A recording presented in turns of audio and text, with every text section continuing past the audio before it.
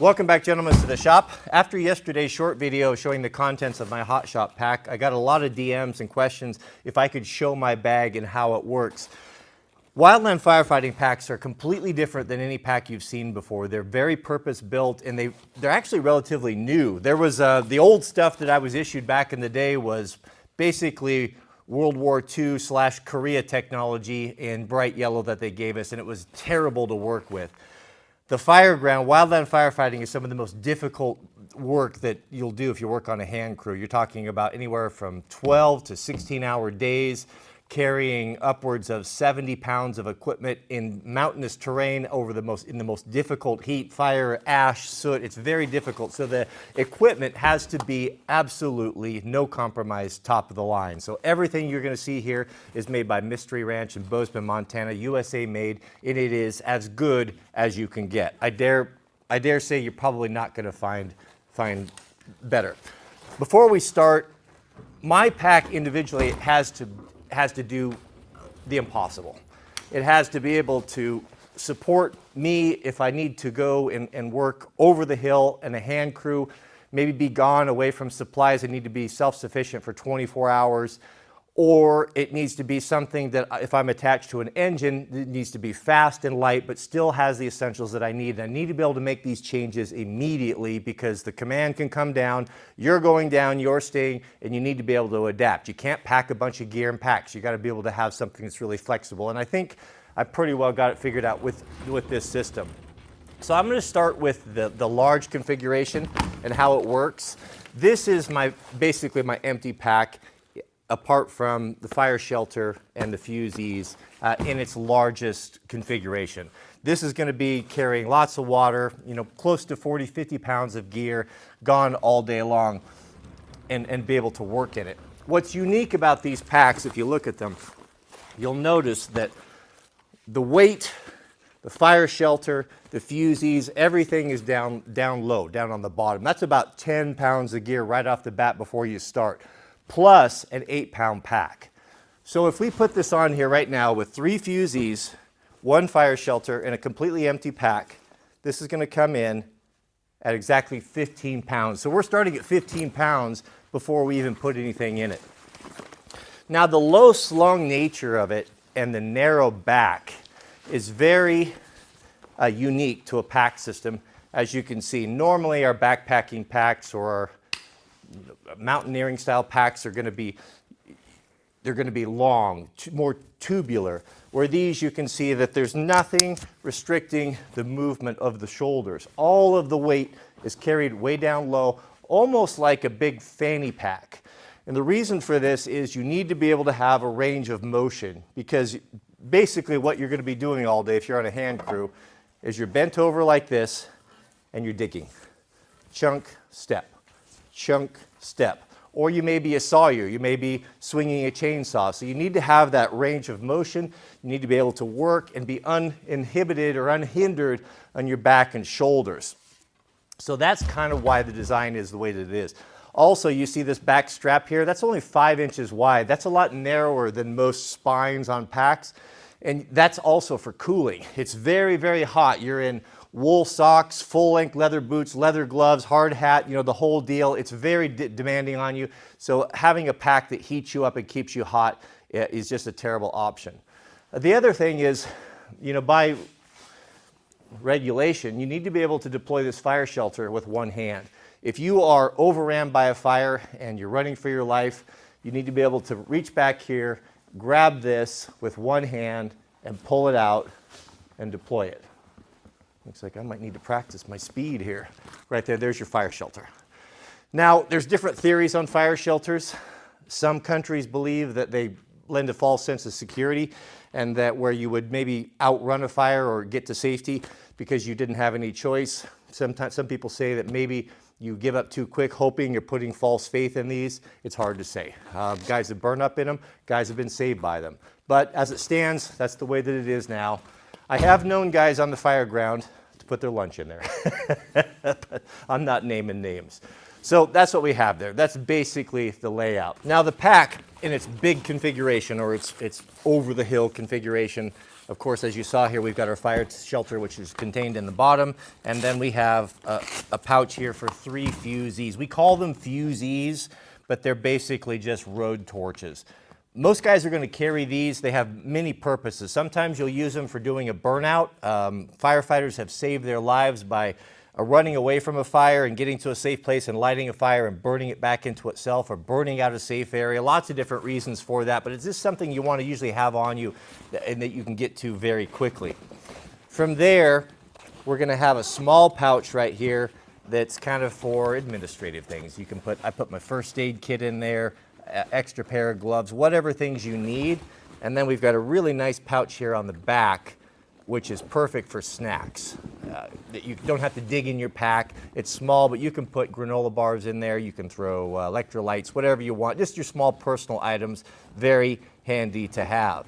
Now, one of the unique features of a Wildland Pack are these huge compartments on the side right here. You can look at that and see they're wide open and they're huge. You can put 3 liters of water in there. You can put the larger, huge Nalgene's in there. I have, a lot of times working with engines, you'll fill it full of gaskets, appliances, different things, tools. It's very handy. You don't have to dig in the pack. You can drop them in there and they go.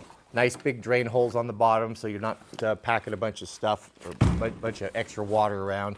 So you're going to have one of those on both sides. Most guys are going to keep these alone for just water alone. Now, here on the sides, you've got 2 long, deep pockets. These are very handy for things like files, things that are really long and difficult to store. Or if you need to bring additional fusees, you can put in 3 or 4 on each side, and they tuck away. They're nice. It's a safe place that it's really protected by the other gear. So things that I have that are breakable, like extra glasses and things, I often stuff them down in there because I always feel like that's a pretty safe place for gear to go that could be damaged. Now on the crew bag here, we've got an open top that just opens up into a very cavernous bag. You've got a sleeve for hydration and everything that goes along with that, plastic backstay for rigidity, but that's basically it. One of the clever things, it's a small thing, but it makes a lot of difference to me, is that there's kind of a spandex material that the top cap is made out of. This will stretch up to 25% increase in size. Now why that's nice is you find that especially on cold days when you need to bring an extra warm layer, you've got everything packed in there and you just not room for anything else, and then you forget, oh, I got to put my lunch in there. This gives you just enough stretch where even if your bag is full, you can usually get your lunch in there and stretch it over the top and it'll still zip up and be fine. On the front here, on the risers, very thick padding, very ergonomic, not like the old ones that were thin webbing that would give you bloody shoulders and bloody armpits. They were really, really terrible. These are very welcome. For me, I have an accessory bag on there this is where I keep my Kestrel, my weather station. I'm always checking that, especially when you're working as a single resource and you're kind of away from everyone or you're doing private work and no one there to support you. It's nice to be able to keep an eye on the weather so you can predict that. Good heavy waist belt for the pack of the weight to ride on the hips, and that basically makes it up. Now, the clever part of this, and what makes it really unique, is that this pack is completely convertible. I would never have all of this gear. There's no reason to take a gallon of water and files and all these tools when you're working on an engine, which is typically what I do. If I'm on an engine, I've got a 1-ton pickup that can haul all this extra stuff, but I'm still going to be out away from the engine. Not usually more than 100 feet or so away from it. I'm usually going to be staying pretty close, but I've worked on engines where I'm supporting shot crews or different things, and where you actually do have to go over the hill, and you don't want to be caught without your essential gear. And your essential gear is going to be basically water and your fire shelter. You have to have your fire shelter on you at all times. If you're caught by your division supervisor without your fire shelter on, you'll be asked to leave. So it's not something you can have. So what's the solution? Do you empty out all of the gear? Do you pour it all out and have it all over the front of the truck? No, you don't. You buy a mystery wrench that has a convertible option. So all these buckles are black on this whole pack except for 4, and that's these that are gray. The gray packs, the gray buckles, are what distinguish the crew bag from the rest of the pack. You unsnap these 2 here. You unsnap two on the back here, and they're also gray. And now you lose the crew bag right there. All that water, all of that gear, all that stuff. But the nice thing about it is none of your essentials are in here. If I need to reinstall this, it's 30 seconds, it's back on. But most of the time, I rarely use this. It's packed up, it's ready to go. If I get a different assignment, I snap it on, I'm good to go. Everything in one place. Really a good system. Here's the brilliance. So now we have our full pack with everything that we need. We've got our fusees, our fire shelter. We never stepped away from that, but we also have enough storage in here for a first aid kit, and you can put your lunch or snacks in there and zip that up. So a very well thought out design. Everything a guy needs is right here, ready to go. But furthermore, you'll notice that this fire pack, this shelter, once you unbuckle the front buckles, it creates a shelf. Now, those of you guys who hunt will be very familiar with a pack board. Pack boards are a frame pack or a soft pack that's used for hauling meat. And the one that I have has a little shelf that folds down so that when you have a hind quarter or whatever it is you're packing, bone meat, that it just gives it something to sit on. It makes it a lot easier to tie down. And I can't tell you, especially being on an engine, how many times I've had to hump 5 gallons of gas or a bunch of hose, and carrying it in your arm, and you have to have your tool all the time, just doesn't work very well. So this is a great feature because you can flip this down, you can put whatever you need to carry on there, a couple rolls of hose or some tools, throw a little P-cord around there, and now you essentially have a nice strong pack frame that will work with just about anything. Well, what about water, you're asking? How are you going to go down over the hill with your lightweight version and not have water? Well, we have a solution for that. Guys are of two minds when it comes to hydration packs on the wildland ground. You'll see, I don't know how it is this year, or if that's changed in the last couple of years, but traditionally in the past, guys have just preferred to have regular liters. I always carried 4, and the reason for this is unless you're super disciplined, it's very difficult to meter water if water needs to last you all day out of a bladder bag.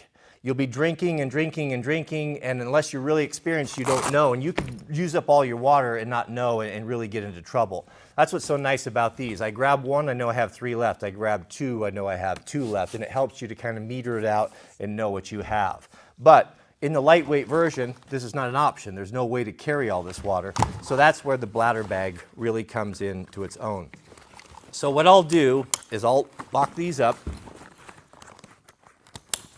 get that fire shelter up. So now we're nice and compact and nice and tight right there. Now we're gonna add the hydration module. This is a Mystery Ranch cover that has some very clever little clips on it that hook on any sort of 1-inch webbing. So if you want to add a hydration pack to your plate carrier or just pretty much any backpack, this is a great standalone unit to buy right here. It's just got a zipper on the front, and it holds a 100-liter Camelback, or the shorter style military versions. I've had all of these. I've used these bladders extensively since the very first Camelbacks, and these Camelbacks, the ones they make for the military, about the toughest ones I've found. 100 liters, I believe this is. Yeah, 3 liters. 3 liters, this bag. Very tough, easy to load, big mouth. You can put ice in if you want to. But there you go. You can get one of these Camelbacks and one of these Mystery Ranch covers, and you've got a great system for adding water to anything. You don't have to buy multiple bags and multiple canteens. Just buy this one deal, and then you can snap it on to pretty much anything you have. So what I'll do with this is my 3 liters of water, now on my hydration bag, that's gonna snap right on here. So I'm gonna carry this in the sleeve of my main pack, but it's gonna be empty unless I needed for another, if I need to go out with 7 liters of water, which some guys do, but I'm older than that. I don't do that so much anymore, or at all. So what I'll do is I'll go up here on this webbing, snap these simple clips on, brilliant clips.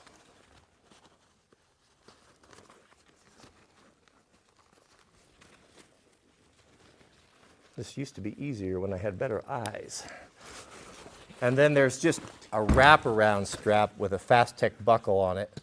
And again, I use this thing, I've never found a pack that it won't work on. It's so modular. I've used it on dirt bike stuff. I've just used it everywhere. It's just very nice, and you can cinch that down.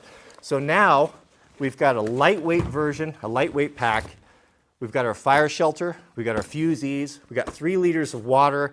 We've got extra pouch there for our snacks and whatever emergencies. Man, this is a good way to go. Also, we've got our weather on board.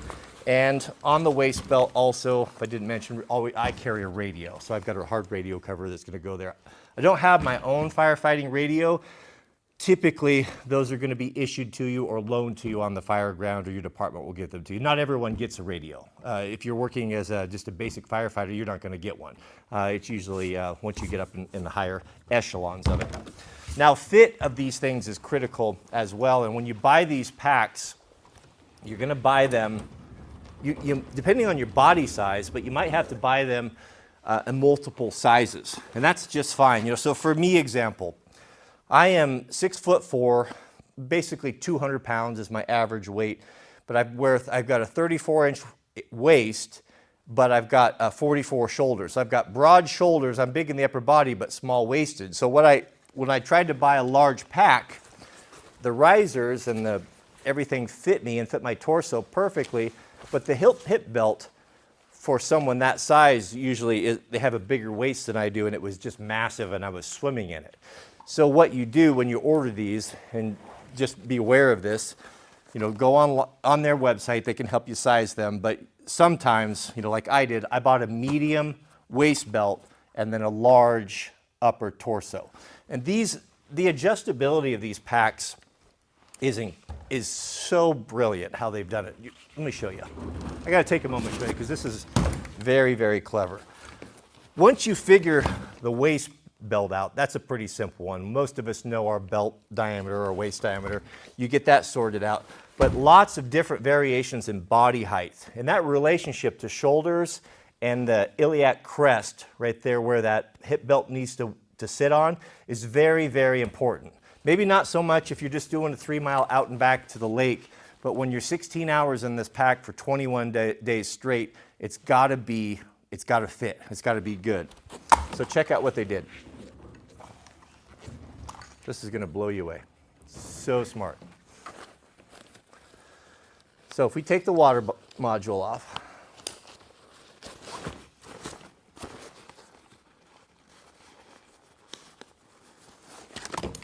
and we open this flap right here, inside of this flap is going to be a special tool. It does 2 things. There we go.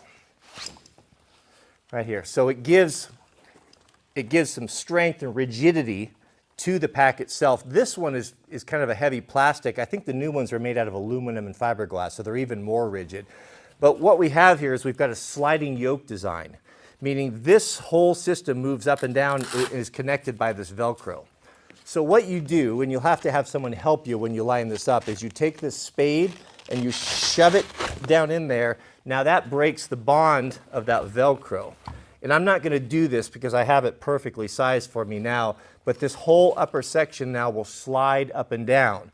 So you can put that hip belt on your crest and then put the pack on and have your partner come up and size, get the straps in the right location, get everything set, pull this out, and now you've got the adjustment that's custom tailored, tailor-made to your body height or your body length. And that is a very brilliant design.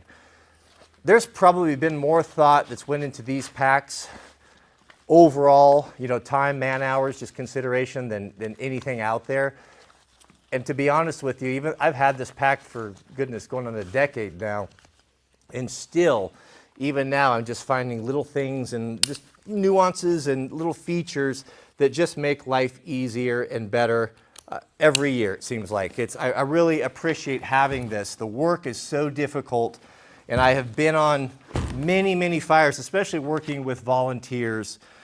Volunteers are often issued the regular government issue stuff, and it's just trash. It's terrible, and it's really hard to see guys that are maybe not in super good shape and they go out and they've got inferior gear and they're being asked to work 10, 12 hours on a fire, digging fire trench, and they've got bloody shoulders and they're, it's sad to see. So it ends, you might end up, if you get issued that sort of stuff, it's on you to upgrade it. It's just kind of the way that it is. There's not money in the departments. Volunteer departments are having trouble.